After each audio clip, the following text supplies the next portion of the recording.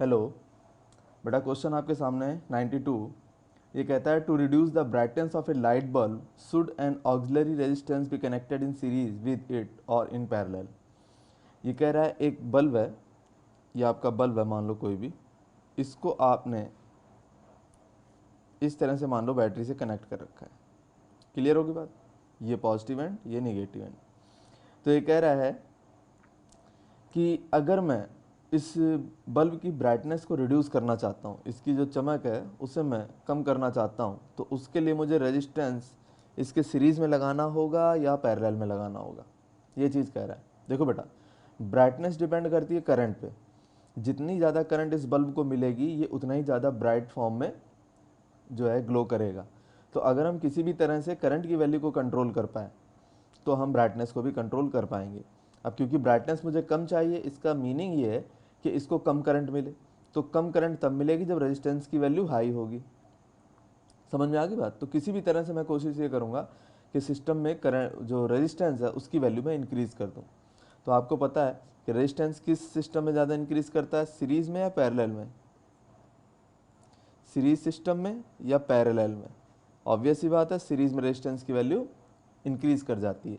तो मैं क्या करूँगा, एक ऑक्सिलरी रेजिस्टेंस ले लूँगा और इसके सीरीज़ में कनेक्ट कर दूँगा। जैसे ही मैं इसको सीरीज़ में कनेक्ट करूँगा तो सिस्टम का जो आर इक्विवेलेंट है या इफेक्टिव रेजिस्टेंस है वो इंक्रीज़ कर जाएगा, करंट की वैल्यू डिक्रीज़ हो जाएगी और जो आपकी बल्ब की ब्राइटनेस डिक्रीज़ कर जाएगी। बोलो बेटा, समझ में आया कि नहीं आया? ये क्वेश्चन देखो बेटा, if the current flowing in a copper wire be allowed to now in another copper wire of the same length but of double radius. तो एक तो कॉपर वायर ये रहा, ठीक है, और दूसरा ये रहा। क्लियर होगी बात? तो दो वायर हो गए, एक ब्लू कलर का और एक ग्रीन कलर का। ब्लू पतला है और ग्रीन आपका उससे डबल जो है रेडियस का है। तो अगर इसकी आर है तो इसकी कितनी बेटा, 2r है। यहाँ तक की फिजिक्स समझ में आ गई, कोई दिक्कत नहीं। Then what will be the effect on the drift velocity of the electrons if the same current be allowed to flow in an iron wire of the same thickness? तो कह रहा है दोनों में करंट की वैल्यू सेम है, अगर इसमें आई जा रही है तो इसमें भी आई जा रही है, इसका मतलब सीरीज में ही कनेक्ट होंगे। तो ठीक है, तो हमें निकालना है ड्रिफ्ट वेलोसिटी पर इलेक्ट्रॉन की क्या फ़र्क पड़ जाएगा। ठीक है, तो ड्रिफ्ट वेलोसिटी के बारे में हमें सारी बातें निकालनी है। तो आपको अच्छी तरह पता है आई इज इक्वल टू क्या होता है, n e A v d. तो I is equal to n e A. ये अगर मैं फर्स्ट वायर की बात करूं तो फर्स्ट वायर के लिए I is equal to n e A कितना आएगा बेटा, यहाँ ए आ जाएगा इसका जाकर के pi into r square v d 1। ठीक है, और दूसरे वाले केस में भी ये आई इक्वल है, दोनों में करंट की वैल्यू सेम है, एन ई तो सेम होने, n number of electrons per unit volume, और क्योंकि वायर सेम है तो एन बदलना नहीं है। ठीक है, क्योंकि एन होता है कि पर यूनिट वॉल्यूम में कितने इलेक्ट्रॉन हैं। वो तो बेटा वायर पतला हो या वायर आपका मोटा हो इससे फ़र्क नहीं पड़ता, वो तो मटेरियल पर डिपेंड करता है। तो एन की वैल्यू तो चेंज होनी नहीं है। हाँ, लेकिन रेडियस डबल हो गई तो पाई इंटू क्या हो जाएगा यहाँ पर, यहाँ हो जाएगा 2r का स्क्वेयर, ये लेना पड़ेगा आपको। ठीक है, इंटू क्या, Vd2, ये चीज़ आएगी। ड्रिफ्ट वेलोसिटी आपकी मैंने मान ली सेकंड वाले केस में Vd2 होगी। तो बस अब सिंपल इनको इक्वल कर दो, ये वैल्यू और ये वैल्यू आपस में सेम है। तो यहाँ से क्या आ जाएगा, एन ई ए, या सॉरी इसको यूँ कर लो, n e into pi r square Vd1 that is equal to n e pi, और ये कितना हो जाएगा 4r स्क्वेयर, क्या हो जाएगा 4r स्क्वेयर, और यहाँ आ जाएगा Vd2, क्या आ जाएगा Vd2। तो ज़रा दिमाग लगाओ क्या होगा, इस एन ई से ये एन ई कैंसिल, पाई से पाई कैंसिल, आर स्क्वेयर से आर स्क्वेयर कैंसिल, तो बचेगा क्या फिर आपका बचेगा क्या, Vd2 जो आएगा आपका Vd2 that is equal to Vd1/4 आ जाएगा, क्योंकि ये 4 कहाँ जाएगा, इसके नीचे आ जाएगा, और तो सारे कैंसिल आउट हो गए ना। तो इससे Vd2 की वैल्यू कितनी आ जाएगी, Vd1/4, मतलब जो ड्रिफ्ट वेलोसिटी पहले ब्लू वायर में थी उससे फोर्थ पार्ट रह जाएगी और स्लो हो जाएगा वो। समझ में आया कि नहीं आया? अब एक कन्फ्यूज़न आपके दिमाग में और होगा कि ये जो ड्रिफ्ट वेलोसिटी है इसकी वैल्यू तो डिक्रीज़ कर गई, तो फिर करंट कैसे सेम आ रही, करंट तो फ्लो ऑफ चार्ज होता है। देखो बेटा, ड्रिफ्टिंग में क्या होता है, ड्रिफ्ट वेलोसिटी काफ़ी लो वैल्यू होती है, ये करीब करीब होती है करीब निगेटिव ऑर्डर में -2 या -3 के ऑर्डर में कुछ ऐसी होती है मीटर पर सेकेंड इतनी। अब आप कहोगे इतनी स्लो स्पीड से अगर इलेक्ट्रॉन चलेगा एक एंड से दूसरे एंड की तरफ तो फिर बात कैसे बनेगी, करंट की वैल्यू इतनी ज़्यादा कैसे आएगी, मतलब एक एंड ए से एक एंड बी की तरफ जाने में तो इसको बहुत ज़्यादा टाइम लग जाएगा। बेसिकली आप बात तो ठीक कर रहे हो, लेकिन ये उस तरह का सिस्टम नहीं होता है। इसमें क्या होता है कि इलेक्ट्रॉन्स जो हैं आपके इस तरह से मान के चलो, आप ये हैं इस तरह से जो है होते हैं, कुछ ऐसा मान सकते हो आप, और ये धीरे धीरे पास होते रहते हैं। इनकी जो वेलोसिटी होती है कुछ इस तरह से मान सकते हो, थोड़ी आगे थोड़ी आगे थोड़ी आगे, तो लगातार जो है आपको इलेक्ट्रॉन का पासेज बी से मिलता रहता है। एक पर्टिकुलर इलेक्ट्रॉन ए से बी पर पहुंचेगा तब करंट नहीं है, ये तो लगातार जो है आपके धीरे धीरे इलेक्ट्रॉन शिफ्ट हो रहे थे, जैसे लाइन लगा रखी लोगों ने। आप मेरी बात समझ गए, काफ़ी लंबी लाइन लगी हुई है, एक रोड है ये, ए से बी तक की एक रोड है, बहुत लंबी लाइन लगी है। तो करंट आप ये मान सकते हैं कि ये जो गेट है, ये जो क्रॉस सेक्शन है, यहाँ से पर सेकंड कितने लोग बाहर आ रहे हैं, आप इस पर नज़र रखें। समझ में आ गई बात। तो स्पीड इस चीज़ की देखो, यहाँ से जो आउटलेट है आप इसको देखो। क्लियर है बेटा। नेक्स्ट क्वेश्चन है, what are super conductors, write its two applications. Super conductor क्या होते हैं, इनके दो एप्लीकेशन बताओ। तो मैं बताता हूँ बेटा, सुपर कंडक्टर जो होते हैं इनमें रेजिस्टेंस की वैल्यू करीब करीब जीरो होती है। जो रेजिस्टेंस होता है ना आपका, रेजिस्टेंस, इसकी वैल्यू करीब करीब क्या होती है, रेजिस्टेंस की वैल्यू करीब करीब इसमें जीरो होती है। और जब रेजिस्टेंस नहीं है तो करंट की वैल्यू बहुत बड़े अमाउंट में आपको मिलेगी। ठीक है, तो super conductors are those conductors which show negligible resistance over lower range of temperature. तो ये जो आपका रेजिस्टेंस है इसकी जो लो वैल्यू है ये आपको कब देखने को मिलेगी, जब टेम्परेचर की रेंज आप लो लोगे, मतलब लो टेम्परेचर की बात करोगे तो आपका जो कंडक्टर है वो सुपर कंडक्टर की तरह से बिहेव करेगा। इसके दो एप्लीकेशन की बात कर रहा है ये। दो एप्लीकेशन आपको इसके बताता हूँ। एक तो सुपर कंप्यूटर बनाने में, क्योंकि सुपर कंप्यूटर क्या होते हैं आपको अच्छी तरह पता है। सुपर कंडक्टर की जो कैलकुलेशंस होती हैं वो बहुत फास्ट होती हैं, वो बहुत छोटे सेकंड बहुत छोटे टाइम में बहुत ज़्यादा कैलकुलेशंस करके देते हैं। तो सुपर कंडक्टर में हमें जो है इलेक्ट्रिसिटी का फ्लो कुछ इस टाइप का चाहिए कि डाटा ट्रांसफ़र काफ़ी तेज़ी के साथ हो, तो सुपर कंडक्टर में यूज़ करते हैं इनको। ठीक है, और जो है सुपर कंडक्टर का यूज़ जो है आपका पावर ट्रांसमिशन में होता है बेटा। समझ में आ गया, सुपर कंडक्टर का यूज़ कहाँ होता है, पावर ट्रांसमिशन में होता है। तो ध्यान रखना आपको, एक तो सुपर कंडक्टर का यूज़ हो गया सुपर कंप्यूटर बनाने में, सुपर कंप्यूटर्स, और पावर ट्रांसमिशन, पावर ट्रांसमिशन में मतलब जो पावर होती है ना हमारी उसके ट्रांसमिशन में। गॉट द आइडिया, ये चीज़ है पावर ट्रांसमिशन। क्लियर। ये कैलकुलेशन देखो बेटा क्या है, ये कहता है 1 billion electrons pass from A point A towards a point be in 10⁻⁻⁴ second. तो टी की वैल्यू कितनी आएगी, टी की वैल्यू आएगी आपकी 10⁻⁻⁴ सेकेंड। ठीक है, और 1 बिलियन इलेक्ट्रॉन है तो क्यू इज इक्वल टू क्या हो जाएगा, एन इंटू ई हो जाएगा। एन कितने हैं, एन है 1 बिलियन। 1 बिलियन का मीनिंग होता है बेटा 10⁻⁹। क्या होता है 10⁻⁹, और एक इलेक्ट्रॉन पर चार्ज होता है 1.6 मल्टीप्लाई 10 कितना -19। तो ये क्या आ जाएगा, ये आ जाएगा 1.6 इंटू 10 कितना -10 आ जाएगा। इतना चार्ज, इतने कूलम्ब का चार्ज। क्लियर है। तो टी पता, क्यू पता, तो कह रहा what is the current in the milli ampere. तो Q is equal to I into T, तो I इज इक्वल टू क्या हो जाएगा बेटा, I इज इक्वल टू हो जाएगा Q अपॉन टी। क्लियर है। तो आप एक बात बताओ, Q की वैल्यू तो आप कैलकुलेट कर चुके हो, T की वैल्यू भी आपको पता है, तो इसमें आपकी करंट की वैल्यू आसानी के साथ आ जाएगी कि नहीं आ जाएगी, सिर्फ वैल्यू ही तो पुट करनी है। Q और T आपको दोनों पता है भाई, Q ये निकाल लिया मैंने और T ये दे रखा है, दोनों की वैल्यू पुट कर दूंगा आंसर आ जाएगा। अब कह रहा है व्हाट इज इट्स डायरेक्शन, इसकी डायरेक्शन किधर होगी। तो बेटा करंट की जो डायरेक्शन होती है always in the direction of positive charge या opposite to the direction of motion of electrons. तो अगर इलेक्ट्रॉन आपके इस साइड में जा रहे हैं तो करंट की डायरेक्शन आप क्या मान के चलोगे, इस तरफ मान के चलोगे, इस तरफ आई आएगी आपकी, इस तरफ इलेक्ट्रॉन का फ्लो है। ठीक है, तो opposite to the motion of direction of electrons. ये क्वेश्चन देखो बेटा आपके सामने क्या कहता है, a wire of length L and resistance capital R ohm is twisted to make its thickness 2 times. Thickness को डबल कर दिया है।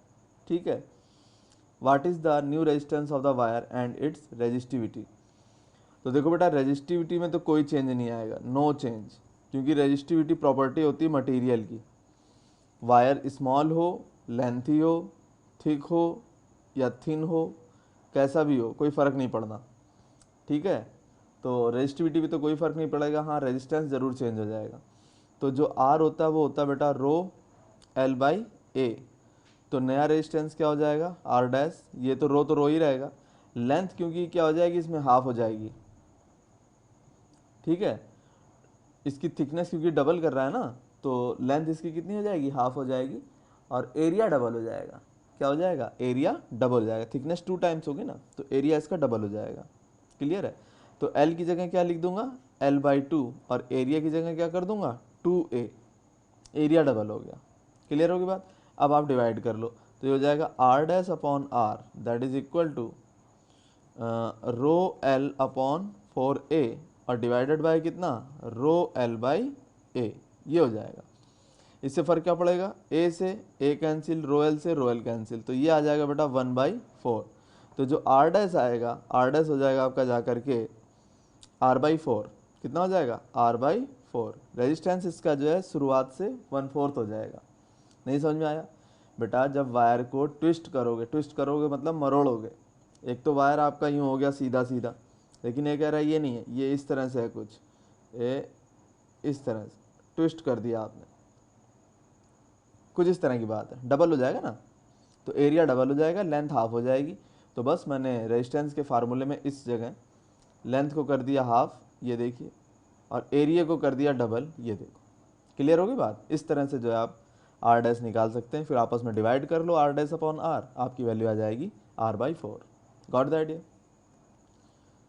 ये क्वेश्चन देखो बेटा आपके सामने, a wire is drawn into double its length and half its original cross section.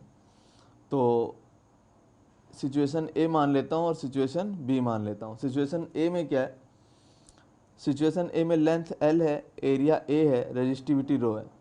Situation B में लेंथ तो कर दी इसने डबल, तो ये कर दी इसने 2l, एरिया कितना कर दिया हाफ, तो ये हो गई आपकी a/2, और ये आपकी रो रहेगी। What will be the increase in its resistance and resistivity. तो रेजिस्टिविटी में तो बेटा नो चेंज आना है, रेजिस्टिविटी का इन चीज़ों पे फ़र्क नहीं पड़ता कि आप लेंथ को डबल कर रहे हो या हाफ कर रहे हो, एरिया डबल कर रहे हो हाफ कर रहे हो, इन चीज़ों का फ़र्क नहीं पड़ता है। समझ आया कि नहीं आया, ये चीज़ है। अब आगे देखो, ये कहता है कि what will be the increase in its resistance, resistance में इंक्रीज पूछ रहा, मतलब मुझे निकालना है आर डैश माइनस आर निकालना है, ये वैल्यू मुझे कैलकुलेट करनी है। क्लियर है। तो आर डैश कैसे निकलेगा ये बताता हूँ। आर इज इक्वल टू होता है बेटा rho L by A, rho L by A. तो आर डैश कितना हो जाएगा, आर डैश हो जाएगा rho into 2l upon A by कितना, a/2। तो जब a/2 करोगे तो ये 2 कहाँ आ जाएगा, इस पोजीशन पे आ जाएगा। तो आर डैश कितना हो जाएगा यहाँ से, ये हो जाएगा रो एल बाई ए और मल्टीप्लाई बाई 4। अब एक बात बताना, ये वैल्यू क्या है, ये आर है आपकी, तो फाइनल आंसर क्या आ रहा है, यह आएगा 4r, मतलब जो रेजिस्टेंस नया आया वो पहले वाले से कितना हो गया 4 टाइम्स हो गया। कितना हो गया बेटा 4 टाइम्स हो गया। इसकी वैल्यू पुट कर दो, जैसे ही आप वैल्यू पुट करोगे यहाँ पर, तो आर डैश की जगह क्या लिखोगे 4r, और ये आपका r, तो फाइनल आंसर कितना बच गया आपका 3r, ये आपका फाइनल आंसर आ जाएगा। बोलो समझ आया कि नहीं आया। जो आर डैश है उसकी वैल्यू कितनी कैलकुलेट होकर के आई 4r, और ये तो r था ही, तो 4r में से r गया तो कितना बचा 3r, इतना इंक्रीज हो जाएगा रेजिस्टेंस। Got the idea. ये क्वेश्चन देखो बेटा आपके सामने, a car has a fresh storage battery of EMF 12 volt, ठीक है, and internal resistance 5.0 into 10 to the power minus 2 ohm. If the starter motor draws a current of 90 ampere, what is the terminal voltage of the battery when the starter is on? ये कह रहा है। देखो बेटा, तो मैं बताता हूँ आपको, करंट की वैल्यू जो है ये दे रहा है 90 एम्पियर, ये लेती है, ठीक है, और स्टोरेज बैटरी का EMF आपको पता है, तो आपको V पता है कितना है 12 वोल्ट है। इंटरनल रेजिस्टेंस स्मॉल आर ये कितना है 5.0 मल्टीप्लाई 10 टू द पावर कितना -12 ओम, ये दे रखा है। और करंट कितना लेती है स्टार्टर, ये ले लेती है बेटा 90 एम्पियर, ठीक है। If the starter motor draws A current of 90 ampere, तो कह रहा what is the terminal voltage of the battery when the starter is on. तो ये V ना होकर के आपका E है, EMF है, क्लियर है, ये इसका ईएमएफ है और हमसे पूछ क्या रहा है, ये हमसे वी पूछ रहा है, वी की वैल्यू कितनी होगी ये बात पूछ रहा है। क्लियर होगी बात। तो बेटा आपको अच्छी तरह पता है v इज इक्वल टू क्या होता है, e minus I into r. अब e कितना है, e तो 12 है, करंट कितनी है 90 एम्पियर है, रेजिस्टेंस की वैल्यू कितनी है 5.0 मल्टीप्लाई 10 टू द पावर कितना -12। इसको जब आप सॉल्व करोगे तो आपको टर्मिनल पोटेंशियल की वैल्यू मिल जाएगी। गॉट द आइडिया और नॉट, बिल्कुल सिंपल है, फिर आपको टर्मिनल पोटेंशियल की वैल्यू मिलेगी ही मिलेगी। ये क्वेश्चन देखो बेटा आपके सामने, after long use of a car as given in question previous one, the internal resistance of the storage battery increases to 500 ohm. ठीक है, internal resistance of the storage batteries increases to 500 ohm. What will maximum current can be drawn from the battery? Assume the EMF of the battery to remain unchanged. तो बेटा E की value तो वही 12 है आपकी, कितनी है 12 है, और रेजिस्टेंस जो हो जाता है बैटरी का वो काफ़ी लॉन्ग यूज़ के बाद रेजिस्टेंस की वैल्यू काफ़ी हाई हो गई है, स्मॉल r की वैल्यू कितनी हो गई है, ये हो गई है 500 ओम, ये हो गई है। ठीक है, तो अब कहता है what maximum current can be drawn from the battery, तो आई की वैल्यू ये पूछ रहा है कितनी हो जाएगी। तो सिंपल है, E इज इक्वल टू क्या होता है बेटा आई इंटू आर। तो E की जगह 12, आई की जगह वैल्यू नहीं पता मुझे, R कितना 500, तो आई यहाँ से आसानी से निकल जाएगा कितना 12/500, कितना आ जाएगा 12/500। इसको सॉल्व कर लेना, ये आपका फाइनल आंसर आएगा। गॉट द आइडिया और नॉट, सिंपल। तो क्वेश्चन तो समझ में आया, एक बैटरी ये है, कार की बैटरी है, काफ़ी ज़्यादा यूज़ करने के बाद जो है उसका इंटरनल रेजिस्टेंस बढ़ गया। तो इंटरनल रेजिस्टेंस बढ़ने से अब ऑब्वियस ही बात है कि करंट उतना मिलेगा नहीं, तो वो करंट की वैल्यू पूछ रहा था। हाँ, ईएमएफ उसने जो है मेंटेन रखा है, जितना था स्टार्टिंग में उतना ही अब है। क्लियर होगी बात। ये क्वेश्चन देखो बेटा आपके सामने, ये कह रहा है जो प्रीवियस क्वेश्चन है उसमें क्या किया आपने, जो डिस्चार्ज बैटरी थी उसको चार्ज कर दिया एक्सटर्नल ईएमएफ सोर्स लगा करके, मतलब चार्जर यूज़ करके। एक्सटर्नल ईएमएफ सोर्स का मतलब आपने चार्जर यूज़ कर लिया। ये आपकी पुरानी बैटरी है, ठीक है, ये रही आपकी पुरानी बैटरी, ये इसका पॉजिटिव एंड है, ये इसका निगेटिव एंड है। अब आपने इसमें क्या किया, आपने इसके अंदर चार्जर यूज़ कर लिया है। ये क्या चीज़ है, चार्जर है। ये क्लियर होगी बात, ये चार्जर है, ये यूज़ कर लिया आपने, तो ये इसको चार्ज कर देगा। ठीक है, चार्जिंग के दौरान आपको अच्छी तरह पता, मैंने कंसेप्ट बताया था, V इज इक्वल टू क्या हो जाता है, E plus I into r, ये हो जाता है। तो चीज़ें क्या हो रही हैं, ऐड हो रही हैं। तो E कितना था मेरा 12 था, तो I इंटू आर भी कोई ना कोई वैल्यू ज़रूर मिलेगी आपको, तो इसमें कुछ ना कुछ ऐड होगा, और ऐड होगा तो V की जो वैल्यू आएगी वो E से ज़्यादा बड़ी आ जाएगी। भाई V क्या आएगा, 12 से मोर आएगा ना, इसका मतलब V is greater than E। तो ऑब्वियस ही बात है ड्यूरिंग चार्जिंग आपको 12 वोल्ट ईएमएफ से ज़्यादा वैल्यू मिलेगी। क्लियर होगी बात। ये क्वेश्चन देखो बेटा आपके सामने, कहता है जो थर्मिस्टर्स होते हैं वो डिफ़र करते हैं ऑर्डिनरी रजिस्टर से। बिल्कुल करते हैं। थर्मिस्टर्स जो होते हैं हाईली टेम्परेचर सेंसिटिव होते हैं, टेम्परेचर थोड़ा सा चेंज हो जाए तो ये अपनी वैल्यू को चेंज कर लेते हैं। इनको कंप्यूटर्स के अंदर यूज़ करते हैं और हर उस मशीन में यूज़ करते हैं जहाँ पर थोड़े बहुत टेम्परेचर चेंजेस से रेजिस्टेंस की वैल्यू बदल जाती है, सॉरी जहाँ पर थोड़े बहुत टेम्परेचर से मशीन का जो फंक्शन है उसमें चेंज आ जाता है। तो उससे बचने का तरीका क्या है, सबसे पहले तो हमें ये पता चले कि क्या टेम्परेचर का चेंज हो रहा है। समझ में आया कि नहीं आया। तो टेम्परेचर का चेंज अगर हो रहा है तो मशीन हमारी परफॉर्म नहीं करेगी। तो वो टेम्परेचर का जो थोड़ा सा भी चेंज है उसको मेज़र करने के लिए कुछ ना कुछ तो होना चाहिए। तो वो काम कौन करता है, वो काम करती है हमारी थर्मिस्टर। क्लियर होगी बात। थर्मिस्टर्स थोड़ा सा भी चेंज अगर आपने टेम्परेचर में किया तो ये अपने रेजिस्टेंस की वैल्यू को चेंज कर लेते हैं, तो करंट की वैल्यू को चेंज कर देंगे। लेकिन रजिस्टर्स के अंदर ऐसा नहीं होता। ऑर्डिनरी रजिस्टर्स के अंदर ये टेम्परेचर चेंज के साथ अपने रेजिस्टेंस को उतना सेंसिटिवली चेंज नहीं कर पाते हैं। ये सबसे बड़ा इनमें डिफरेंस है। ठीक है, तो थर्मिस्टर और ऑर्डिनरी रेजिस्टेंस में सबसे ज़्यादा यही फ़र्क आप लोग को देखने मिलेगा कि एक तो हाईली टेम्परेचर सेंसिटिव है, लेकिन जो दूसरा वाला है आपका that is resistors, ordinary resistors, वो टेम्परेचर सेंसिटिव नहीं होते। एक वाइड रेंज में भी आपको टेम्परेचर की वो सेम वैल्यू ऑफ रेजिस्टेंस देते हैं। ये बेसिक डिफरेंस है थर्मिस्टर का ऑर्डिनरी रजिस्टर्स के साथ। ये क्वेश्चन देखो बेटा, a voltage of 200 volt is applied across a colour coded carbon resistor with first, second and third ring blue, black and yellow. कैसा आ रहा है, blue, black and yellow. What is the current flowing through the resistor. तो I की value पूछ रहा है, आई की वैल्यू पूछ रहा है। वी कितना दे रखा है 200 वोल्ट दे रखा है। अगर मुझे रेजिस्टेंस पता चल जाए तो बात बन जाएगी। अब रेजिस्टेंस कैसे निकलेगा? रेजिस्टेंस निकलेगा बेटा, क्योंकि मेरे पास कलर दे रखे हैं इसने, ये फर्स्ट रिंग है आपकी, फर्स्ट कलर है, ये सेकंड कलर है, ये थर्ड कलर है। टॉलरेंस इसने दिया नहीं है, टॉलरेंस नहीं दिया तो मैं प्लस माइनस क्या कर दूंगा, 20% कर दूंगा। ठीक है, अब बस मेरे को क्या करना है, ये ब्लू, ब्लैक और येलो इन कलर के लिए नंबर्स देने हैं। क्लियर है? तो बेटा ब्लू के लिए आपको याद रखना है नंबर होता है 6 और ब्लैक के लिए नंबर होता है आपका 0। ठीक है, और इसके बाद जो येलो है आपका, येलो के लिए जो नंबर आता है वो होता है 4। कितना होता है? 4 होता है। क्लियर होगी बात? तो अब इसको लिखोगे कैसे? इसको लिखने का मेथड मैंने आपको पहले ही बताया था। फर्स्ट कलर ये रहा, सेकंड कलर ये रहा, थर्ड कलर कहाँ जाता है, 10 की पावर में जाता है, तो 10 की पावर 4 हो जाएगा। तो आपका फाइनल आंसर क्या आ जाएगा, 60 × 10⁻⁴ प्लस माइनस 20%। बोलो बेटा समझ आया कि नहीं आया? ये फाइनल जो है आपका रेजिस्टेंस आ जाएगा। तो रेजिस्टेंस की वैल्यू तो आ गई आपकी इतनी। ठीक है, रेजिस्टेंस की वैल्यू आ गई आपकी इतनी।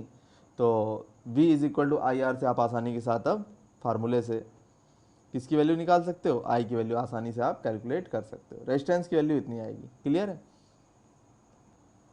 इसमें एक चीज़ बेटा आपके साथ यहाँ ये दिक्कत आएगी कि ये प्लस माइनस 20% का मैं क्या करूँ, इसको आप ड्रॉप करें, रेजिस्टेंस में इसको कंसीडर ना करें। तो आपका जो रेजिस्टेंस है वो सिर्फ कितना यूज़ करना है आपको, 60 × 10⁻⁴। रेजिस्टेंस की वैल्यू बेटा ये यूज़ करनी है आपको। क्लियर है? ये 20% आपको ड्रॉप करना है। क्लियर? ये क्वेश्चन देखो बेटा आपके सामने है। ये कहता है 3 identical cells each of 2 EMF 2 volt and unknown internal resistance are connected in parallel. ठीक है, this combination is connected to a 5 ohm resistor. तो ये 3 आपके सेल हैं इस तरह से, ये 3 सेल हो गए, दूसरा और ये तीसरा, और इन तीनों को आपने क्या किया, इस तरह से पैरेलल में कनेक्ट कर दिया। किस में कनेक्ट कर दिया? पैरेलल में कनेक्ट कर दिया ये, और ये ले जा करके एक एक्सटर्नल रेजिस्टेंस आपका ये लगा दिया। समझ आ गई बात? ये 5 ओम का रजिस्टर है आपका। ठीक है, और ये आएगा 2 वोल्ट, ये आएगा 2 वोल्ट, और ये आएगा आपका 2 वोल्ट। आगे देखो, if the internal resistance, if the terminal voltage across the cell is 1.5 volt, terminal voltage की बात कह रहा है, 1.5 वोल्ट है, what is the internal resistance of each cell. तो इंटरनल रेजिस्टेंस की बात कह रहा है ये, तो ये हो गया, मान लो R है इसका इंटरनल रेजिस्टेंस, तीनों का क्या होता है, R है।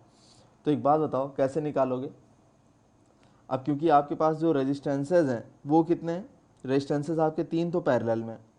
ठीक है, 3 रेजिस्टेंस आपके पास पैरेलल में, तो इनका इफेक्टिव रेजिस्टेंस क्या हो जाएगा, तो 1/R equivalent is equal to 1/R plus 1/R plus 1/R, ये हो जाएगा। क्लियर है? तो 1/R इक्विवेलेंट यहाँ से कितना आ जाएगा, ये आ जाएगा आपका 3/R, यही हो जाएगा R equivalent is equal to कितना, R/3 हो जाएगा।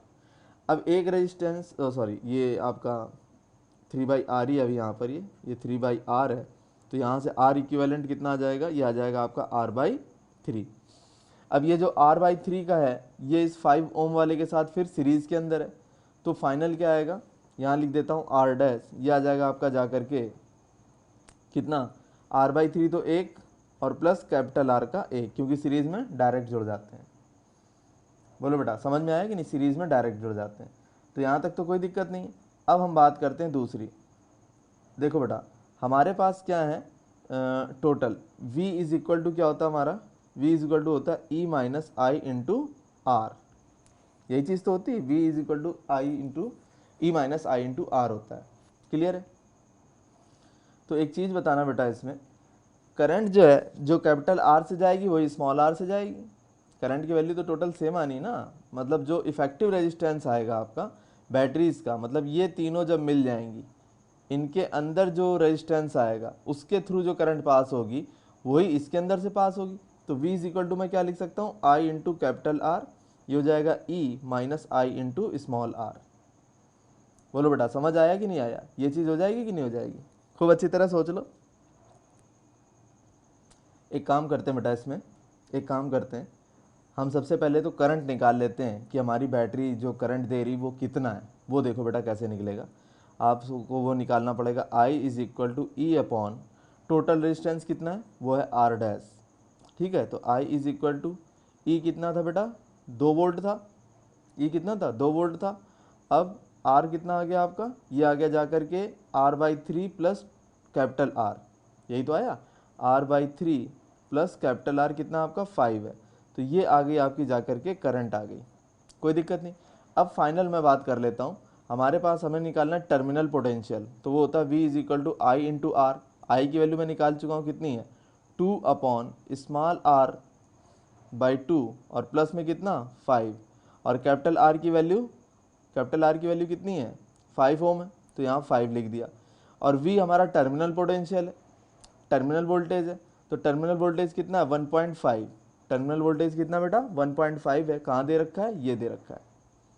समझ आया कि नहीं आया, मैं फिर बता देता हूँ पूरी बात कैसे कैसे करना है इसमें। देखो बेटा, सबसे पहले तो जो सेल के इंटरनल रेजिस्टेंस है उसका मैंने फाइनल रेजिस्टेंस निकाल लिया 1/R इक्विवेलेंट से, क्योंकि तीनों सेल मेरे पैरेलल में थे। ये सॉल्व होकर के आ गया बेटा जा करके R/3 आ गया। एक काम ये ख़त्म कर लिया। फिर मैंने क्या किया कि सिस्टम के अंदर टोटल रेजिस्टेंस कितना बना वो कैलकुलेट कर लिया, वो आ गया बेटा मेरा R dash, that is R/3 plus capital R।